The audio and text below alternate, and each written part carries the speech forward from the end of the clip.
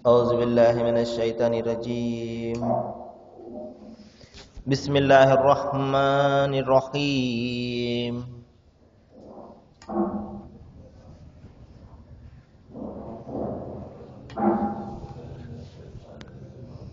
قال رب اجعل لي آية قال آيتك ألا تكلم الناس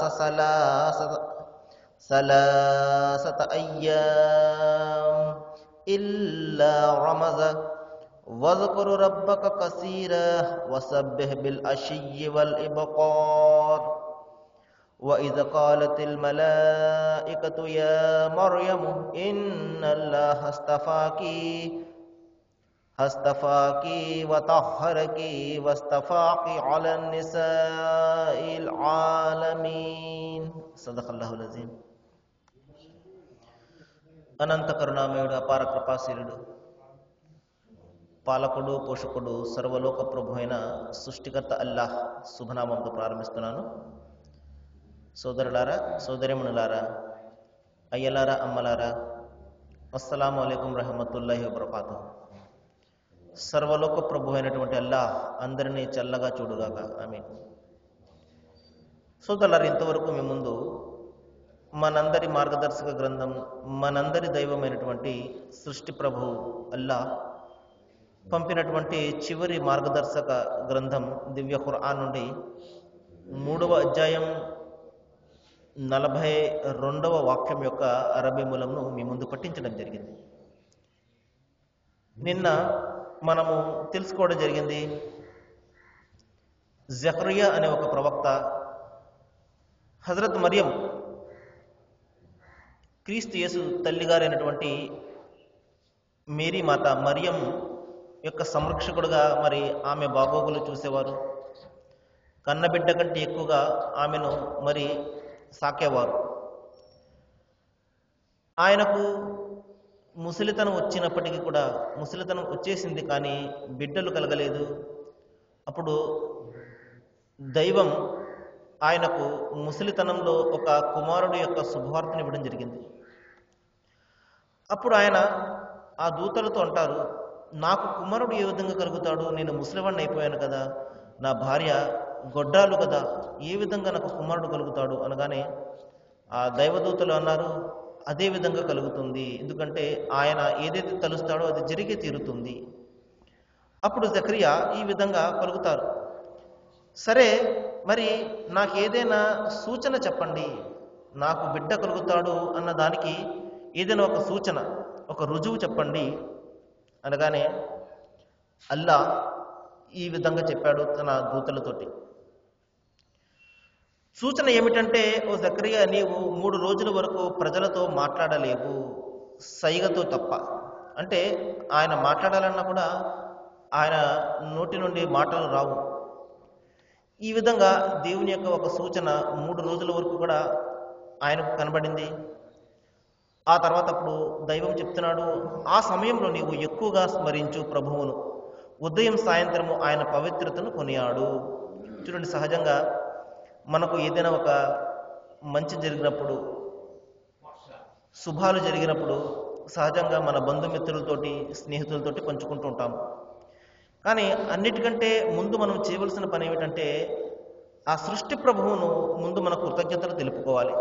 ఎందుకంటే కలిగించింది ఆయన కాబట్టి ఆ స్తుతులు, ఆ స్తోత్రాలు, ఆ ఆరాధనలు ఆయనకు ముందు చెల్లించిన తర్వాత మన సంతోషాన్ని మన బంధుమిత్రులతోటి, మన స్నేహితులతోటి పంచుకోవడం అది ఉత్తమమైనటువంటి పద్ధతి. కానీ సహజంగా మనం ఇక్కడ ఏం చేస్తాము అంటే, ప్రసాదించినటువంటి దైవం మనకు జ్ఞాపకం రాడు, కానీ అందరూ ఆ సమయంలో జ్ఞాపకం వస్తారు సోదరులారా.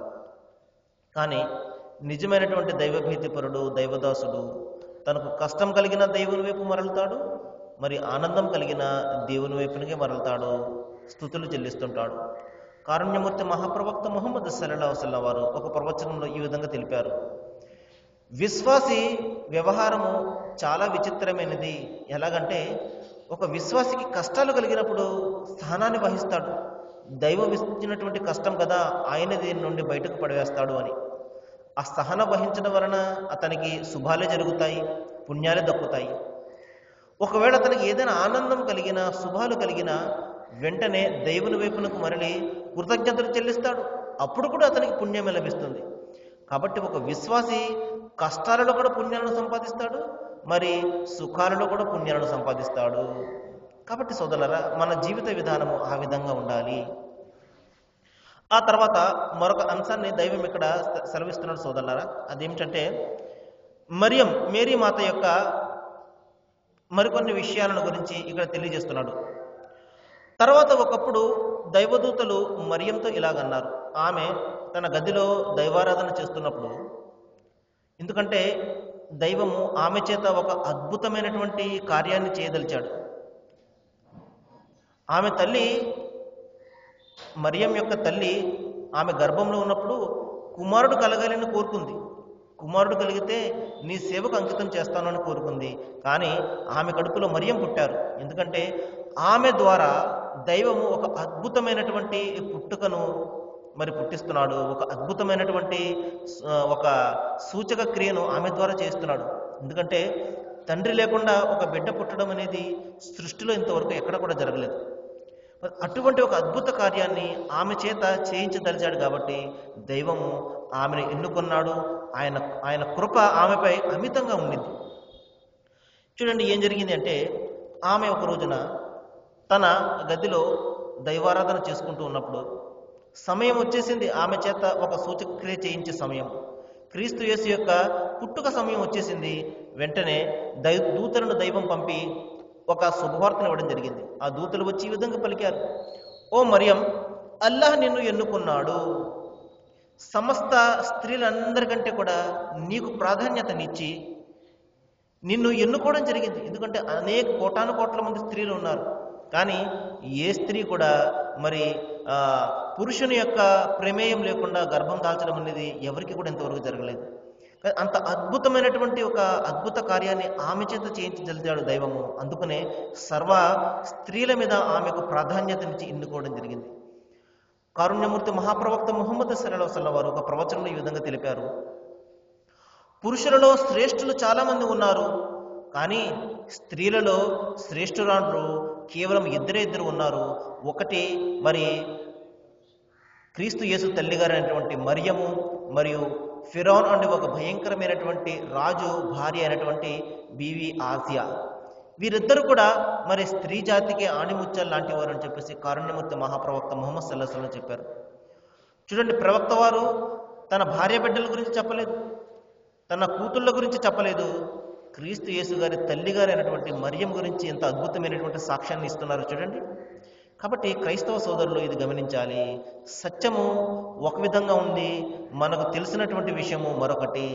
కాబట్టి అపోహ అనేది ఎంత భయంకరమైనటువంటి విషయం అంటే, మరి తెల్లగా ఉన్నప్పటికీ కూడా అది నల్లగా మనకు కనబడుతూ ఉంటుంది. కాబట్టి అపోహలకు గురి చేసి సత్యం నుండి దూరంగా తీసుకుపోవాలనే శైతాను అనుక్షణం కూడా ప్రయత్నం చేస్తూ ఉంటాడు. వాడికి సత్యం తెలియడం అంత మాత్రం కూడా ఇష్టం ఉండదు. సత్యం అనేది బయలుపడడము వాడికి ఎంత మాత్రం కూడా ఇష్టం ఉండదు.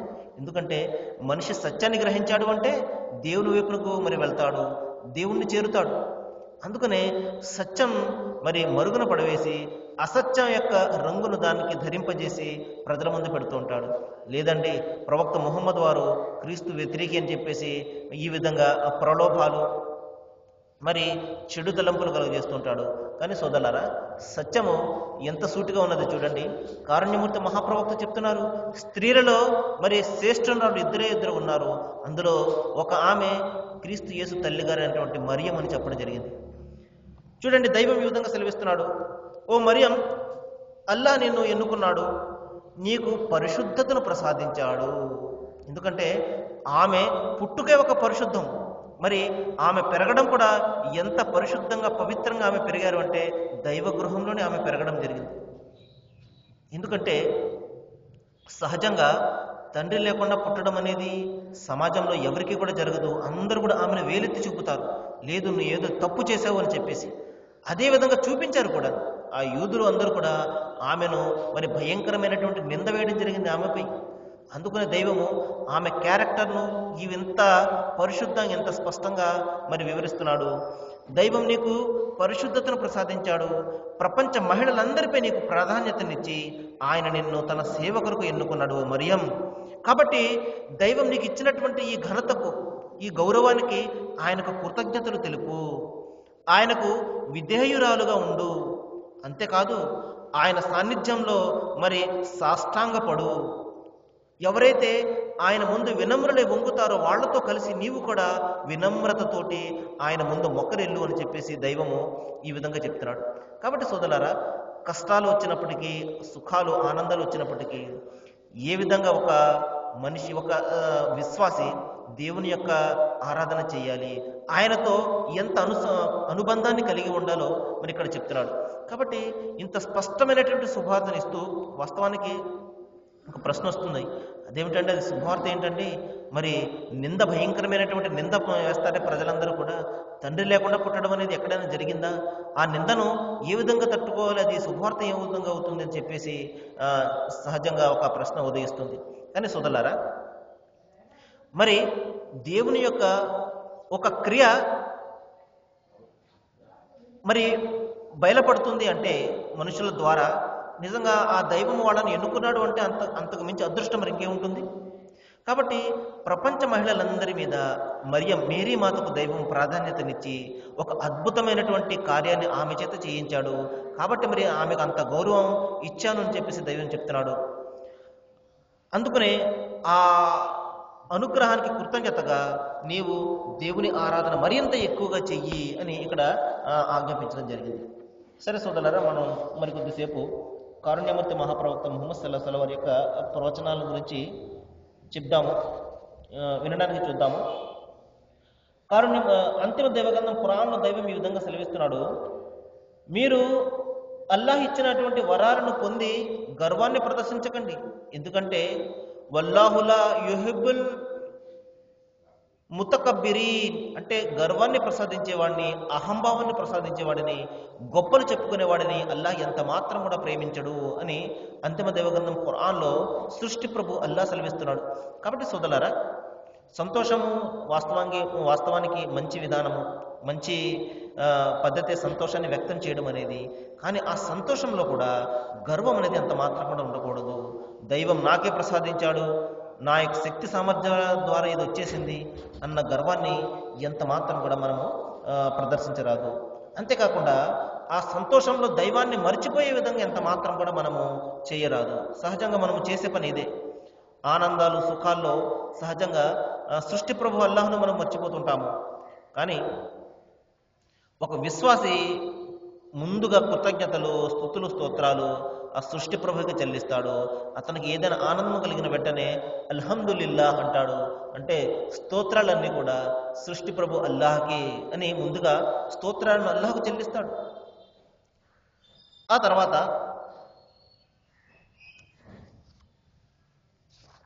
సోదరులారా, ఇంకా కారుణ్యమూర్తి మహాప్రవక్త ముహమ్మద్ సల్లల్లాహు అలైహి వసల్లం వారు చెప్పారు: మీ బంధువులు లేక ఎవరైనా దూరపు ప్రయాణాన్ని చేసి వస్తే అతనికి ఆనందంతో స్వాగతం పలకండి, ఎందుకంటే బంధు ప్రేమ అనేది చాలా ముఖ్యమైనటువంటి విషయము. కారుణ్యమూర్తి మహాప్రవక్త ముహమ్మద్ సల్లల్లాహు అలైహి వసల్లం వారు చెప్పారు: మనిషి ప్రతి విషయాన్ని గురించి అడగబడతాడు, బంధు ప్రేమ గురించి మరింత ఎక్కువగా అడగబడతాడు.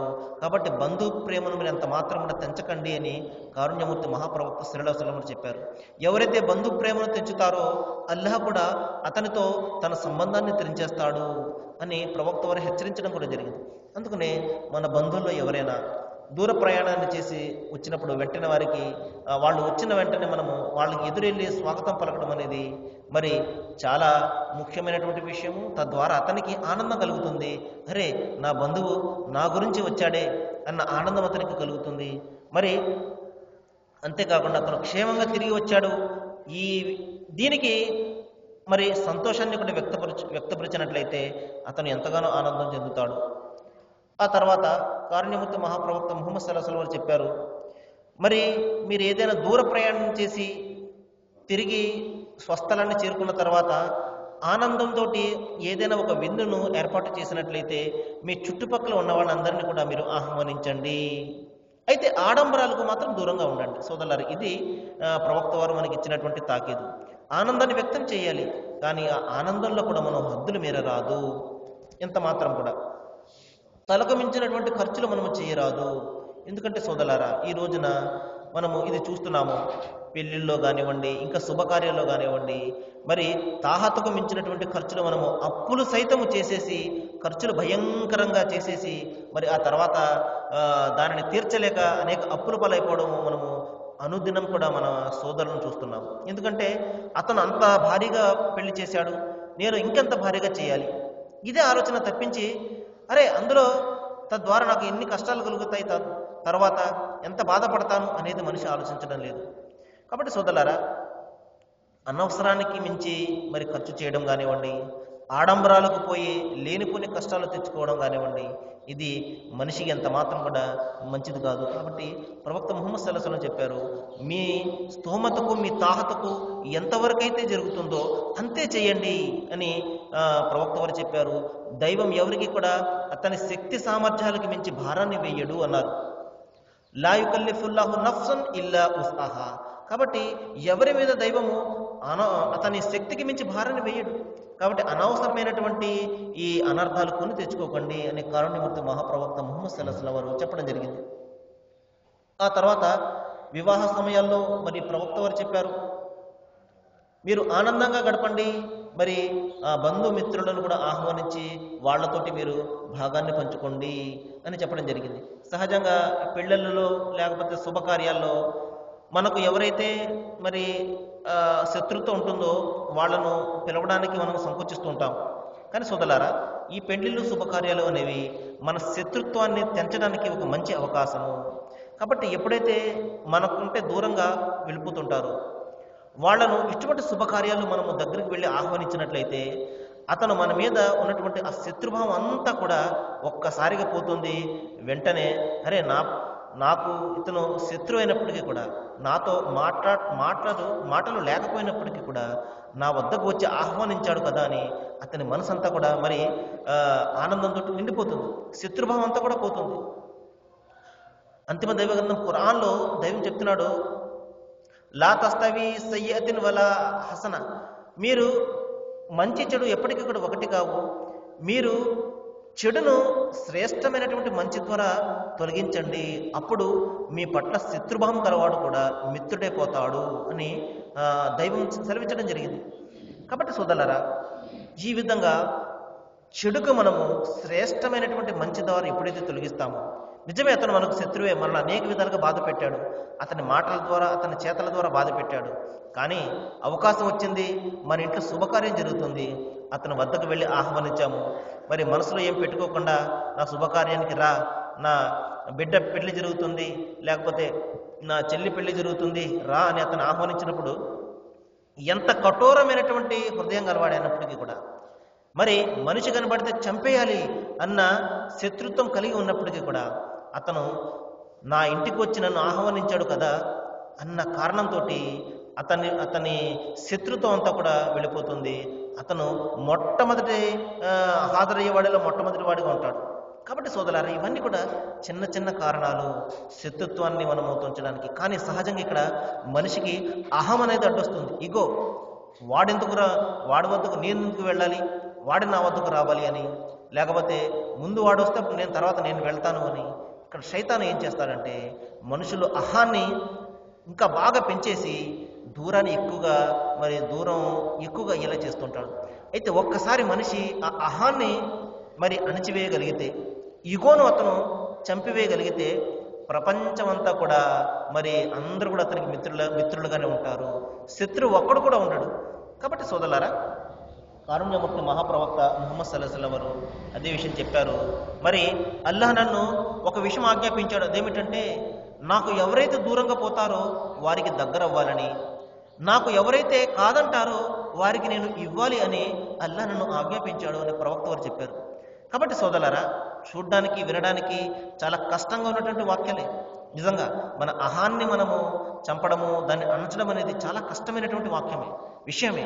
కానీ ఒక్కసారి మనము అనుసరించాము అంటే శత్రువులందరూ కూడా మనకు మిత్రులైపోతారు, ప్రపంచం అంతా కూడా మరి ఆనందంగా ఉంటుంది. కాబట్టి సోదరులారా, నేను అల్లాహ్ను ప్రార్థిస్తున్నాను, సృష్టి ప్రభు దైవాన్ని ప్రార్థిస్తున్నాను. ఏ విషయాలైతే మనం ఇక్కడ వింటున్నామో వీటి మీద మనము ఆలోచన చేయాలని, మన నిత్య జీవానికి సంబంధించినటువంటి విషయాలు, అనుదినం కూడా మనం ఎదుర్కొనే విషయాలే ఇవన్నీ కూడా. కాబట్టి మనము అనుదినం ఎదుర్కొనే విషయాలను దేవుడు పంపినటువంటి మార్గదర్శకత్వంలో మనము జీవితం గడిపి పరిష్కరించుకుంటూ ముందుకు వెళ్తున్నట్లయితే నిశ్చయంగా మన అందరికీ కూడా దైవము ఇహపరలోకాలలో సాఫల్యాన్ని ప్రసాదించే అవకాశం ఉంది. అల్లాహ్ మీకు నాకు అందరికీ కూడా మంచిని చేయాలని నేను వేడుకుంటూ ముగిస్తున్నాను. వాఖిరు దవానా అనిల్ హమ్దులిల్లాహి రబ్బిల్ ఆలమీన్. అస్సలాము అలైకుం.